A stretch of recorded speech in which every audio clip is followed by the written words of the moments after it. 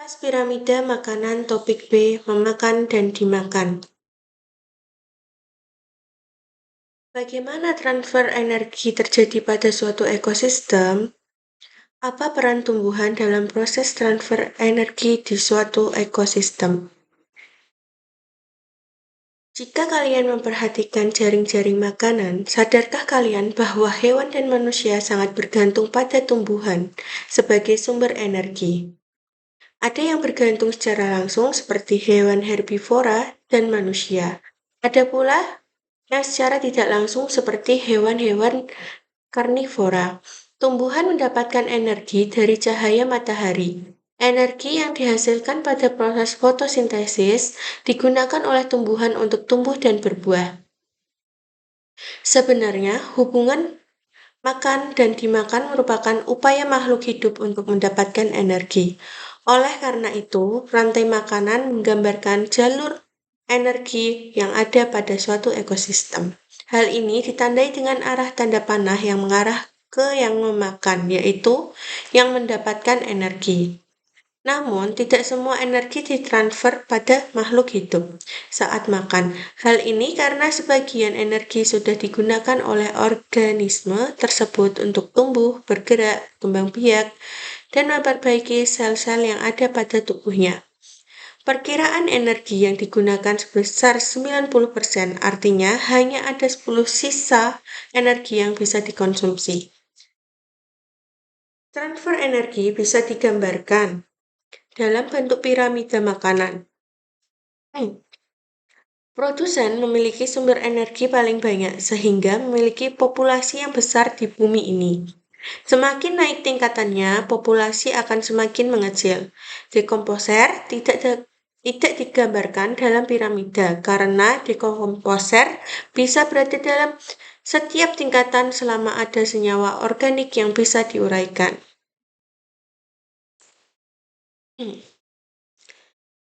Hubungan makan dan dimakan merupakan hubungan saling mendukung satu sama lain karena kehidupan berharga walaupun sekecil apapun itu.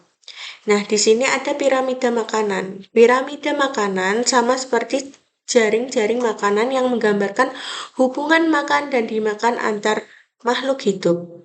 Namun, pada piramida makanan, kita dapat melihat banyak energi yang tersedia. Masing-masing peran pada piramida makanan diletakkan setiap gambar berikut. Bisa dilihat yang di sini adalah produsen. Konsumen tingkat 1, konsumen tingkat 2, dan yang terakhir konsumen tingkat 3. Nah, semakin rendah tingkatannya akan semakin banyak jumlah tumbuhan atau hewan yang termasuk di dalamnya. Sebaliknya, semakin tinggi tingkatannya, maka semakin besar ukuran dan semakin sedikit jumlah hewan yang termasuk di dalamnya. Hal ini berkaitan dengan transfer energi yang terjadi antar makhluk hidup seperti yang kita peragakan dalam kegiatan sebelumnya. Nah, piramida makanan, apa sih itu? Ya, visual dari hubungan pemberian makan dalam suatu ekosistem dengan produsen di posisi paling bawah. Tadi bisa dilihat posisi produsen ada di bawah. Nah, konsumennya tadi ada konsumen 1 dan 2 dan 3 dan seterusnya. Bagaimana energi dan nutrisi mengalir melalui suatu ekosistem. Nah, produsen tadi sudah kita lihat di dasar piramida membentuk fondasi rantai makanan. Nah, biasanya konsumen 1 itu apa sih? Ya, serangga. Serangga yang memakan produsen. Produsen itu apa tadi? Tumbuhan. Nah, konsumen kedua yaitu seperti burung.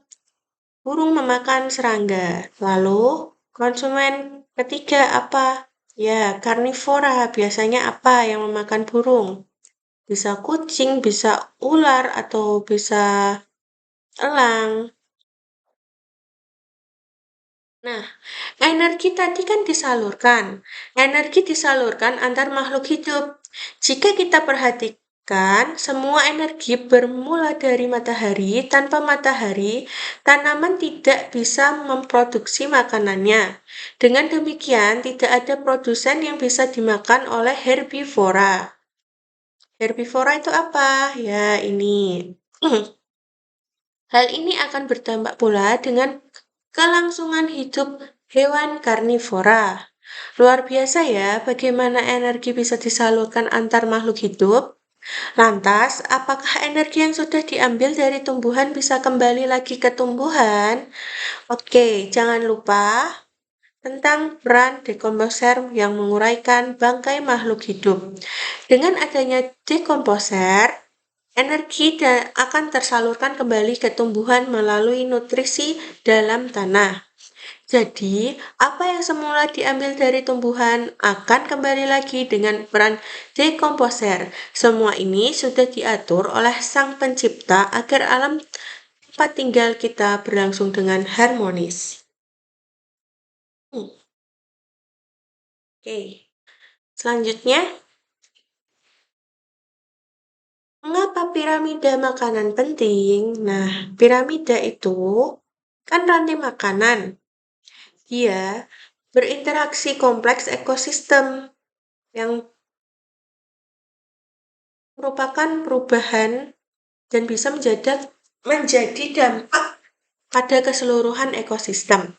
Nah, ekosistem yang sehat itu merupakan piramida rantai makanan yang seimbang dengan banyak produsen yang mendukung kebutuhan pangan pada tingkat trofik yang lebih tinggi. Nah, piramida makanan dapat melindungi spesies yang terancam atau hampir punah dengan memantau mendukung mangsanya atau dengan memulihkan habitat produsen utama.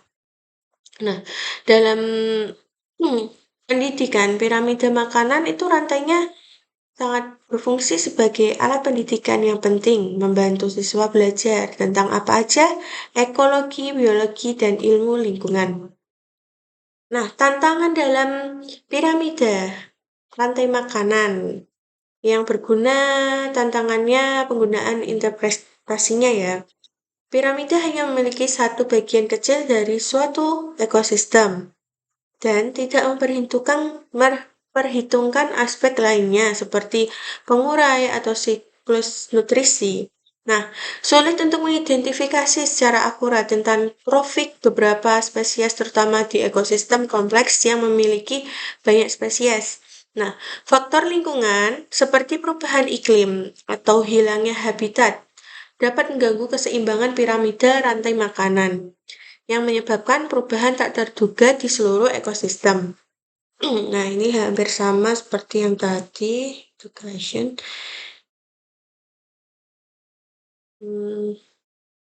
Enggak. Nah, di sini itu ada masa depan piramida rantai makanan ya. Ekosistem menghadapi peningkatan tekanan akibat perubahan iklim. Perubahan iklim, hilangnya habitat, dan faktor-faktor lainnya. Pemahaman tentang piramida rantai makanan akan menjadi semakin penting bagi para ilmuwan dan lingkungan tentang pelestarian lingkungan.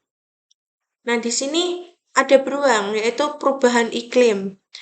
Meningkatnya suhu dan perubahan pola curah hujan dapat mengubah distribusi dan kelimpahan spesies utama serta berdampak pada piramida rantai makanan.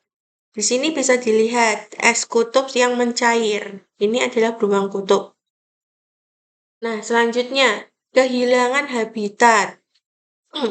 Sebagai pembangunan manusia dengan melanggar batas wilayah alami, habitat produsen dan konsumen utama bisa hilang sehingga mengganggu piramida rantai makanan. Ekologi atau restorasi yang diupayakan memulihkan ekosistem yang rusak memerlukan pemahaman yang mendalam tentang piramida makanan dan hubungan ekosistem. Nah, tadi kita membahas tentang banyak sekali ya.